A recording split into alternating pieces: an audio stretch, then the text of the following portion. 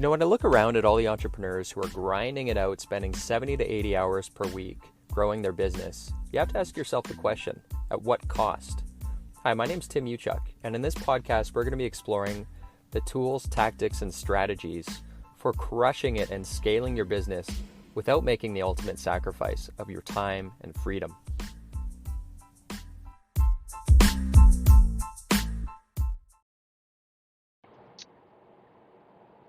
Hey, what's up everyone? Tim Uchuk here. It's late in the evening. I'm actually out running errands for my wife. She's got to bring cookies to one of our preschool parties tomorrow morning, and I am going to the grocery store to pick some up because we've been slammed this week with all kinds of other stuff. So we're cheating a little bit tonight. Don't tell anyone. But on the, I've got like a 15-minute drive here, and I wanted to share. I wanted to implant a way of thinking when it comes to your personal productivity and just how you manage your time, how you think about time. And I want to go back and tell a couple stories, and I'm going to go back into my manufacturing days. And bear with me if you're not in manufacturing. This is going to be, I think, a really useful thought exercise for you. Probably arguably more useful if you're not involved in manufacturing, if you're involved in, insurance or real estate or property management, or it doesn't really matter. I want you to start thinking about time as a conveyor belt. So let's break this down. Just to give you some backstory, this was in my late 20s. I was working with, at the time, a fellow from Toyota because I was trying to figure out, we had a ton of demand for our product. We had to build a product, ton of demand, and we couldn't keep up. We had to really improve our efficiency so that we could meet the demand, right? And so we had to get just really, really granular with every single action from the time that the customer placed the order to the time we delivered the order. So again, I like to think, in terms of everything on your to-do list, in terms of everything, your business, the transactions, your delivery of your product or service, your sales activity, your marketing activity. I think of all of those activities as being, they're like on a conveyor belt between present moment and some moment in the future where you're going to be delivering when those things that need to be done get moved to done. That's you shipping the finished product. That's how I like to visualize it. So getting back to this story, for context, again, we were building truck bodies and we had to literally double production. So how did we do that without having to scale up all of our manpower?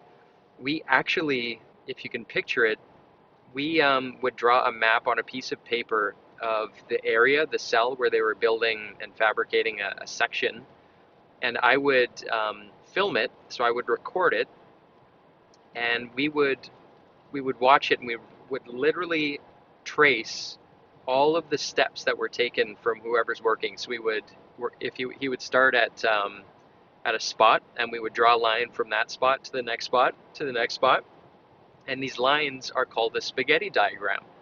And we would literally, every line represented waste, right? Every line represented waste, and the name of the game was to, if there's walking back and forth, what are they getting, and can we bring it closer? And this spaghetti diagram, this waste, and there's tons of waste. I mean, this is a great physical example, but if you think about all of the digital waste, the redundancies when you're printing, things multiple times where you can get away with doing it once, where things start and stop, where you take action and then you get roadblocked because people don't have enough information, or you're waiting from an external source, something that's outside of the scope of your control. So if all these things that accumulate to running your business, if you picture them as being on a conveyor belt, that conveyor belt is the majority of the time stopped. It's not moving forward. It's getting roadblocked for whatever reason.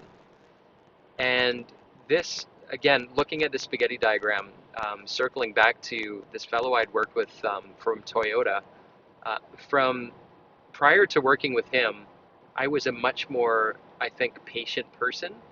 And I just remember we were in a boardroom, we were looking at this spaghetti diagram, right? And we're looking at, oh my God, there's all this waste, and what do we got to do? And we were sitting in there talking about this, and none of the workers were in the room with us. And he said, like, point blank, why are we in here talking about this, looking at this piece of paper? The clock is ticking. You've got customers literally right now who are waiting, and we're sitting in here talking about doing. We're not doing anything. We're having a meeting, and a meeting isn't doing anything, and it's not creating any value. So we got up and we went out into the shop. We gathered the workers around, and we huddled. We looked at and highlighted the areas that we could immediately take action. The clock was ticking. Immediately take action, eliminate them, and we stopped for 30 minutes, rejigged everything, and then we hit go, and it was done. Action, ready to rock. Now we're saving 10 minutes here, 2 minutes here, and it started to stack up. And we kept doing this. But the point of the story is this this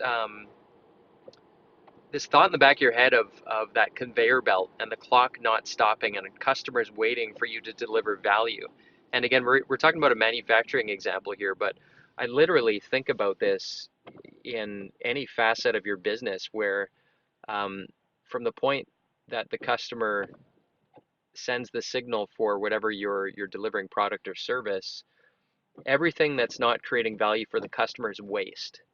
And it's the practice that we're talking about is the systematic elimination of waste. And so this idea has just been like seared into my brain. When I'm in my kitchen at home, I think about, if I'm making a smoothie, I think about walking from one side of the kitchen to the other, getting the ingredients if there's too much walking back and forth, and um, I have to stop then and there and move things closer, and really it becomes a game in terms of how efficient you can make it, and just keep chipping away at all that waste, and just continuously improve and move the needle and make things more efficient. So this spaghetti diagram, the point, just to circle back of this episode, is to think of that scenario that we're building a product. In this case, it's a truck body, but in your business, it can be whatever you're delivering that's of value to your client.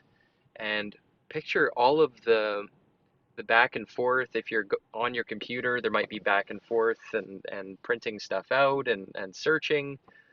And how much out of all of those activities is actually value added, and how much out of all those activities is waste, where that conveyor belt is stopping. And when you think in these terms, the technical term in manufacturing is the value stream. But just picture that conveyor belt and how often it is just stopped, where you're just waiting. And when you picture it that way, there is so much opportunity within your business to start just chipping away at all of these little inefficiencies.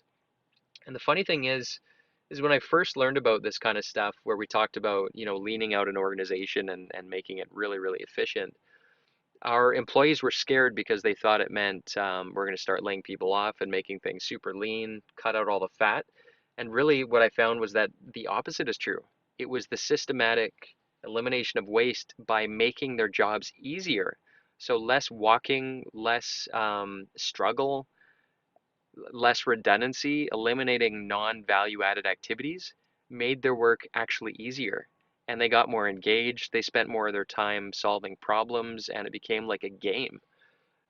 So just, I thought I would share that little snippet, that little piece from my history, my past, and how it's really it's something that I apply to, one of the things that I teach, which is called a productivity funnel.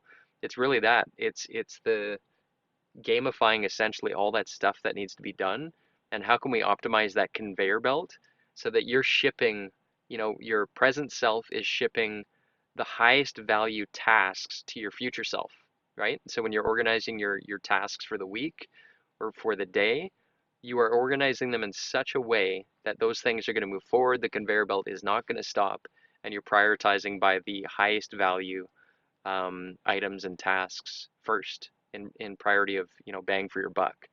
And the customer in that scenario, when it comes to your productivity, is future you, right? So present you is delivering gifts to future you by doing this, and by setting up your day and your week in this way, where you've got that conveyor belt that's just moving things forward. And of course, we can continue to improve on this analogy, this scenario, by delegating and standardizing and automating, and that's where it starts to get fun, where it becomes a game. How much stuff can we really crank out this conveyor belt on a daily and weekly basis? So it starts to become fun. But I just wanted to share that spaghetti diagram, that visual with you, so that you can kind of apply that in your business, in your industry. Again, it doesn't matter if you're in manufacturing.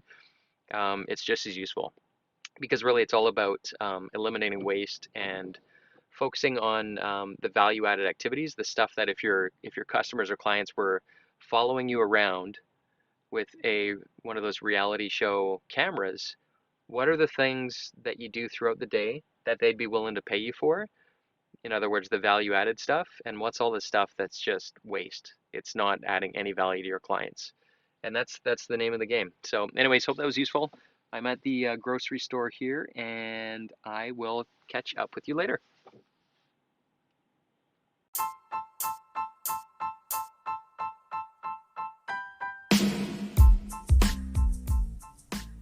Hey, Tim Uchuk here, and real quick, if you enjoyed this podcast episode, if you could take a couple quick seconds to give it a rating, it would be very much appreciated. And secondly, if you're looking for more tools and strategies on how you can crush it in life and business, just head on over to bookwithtim.com, where I've put together a free case study which shows you how to unlock unprecedented freedom today by using the 2 power levers. Just head on over to bookwithtim.com. Until next time, wishing you success and freedom in your business. Cheers.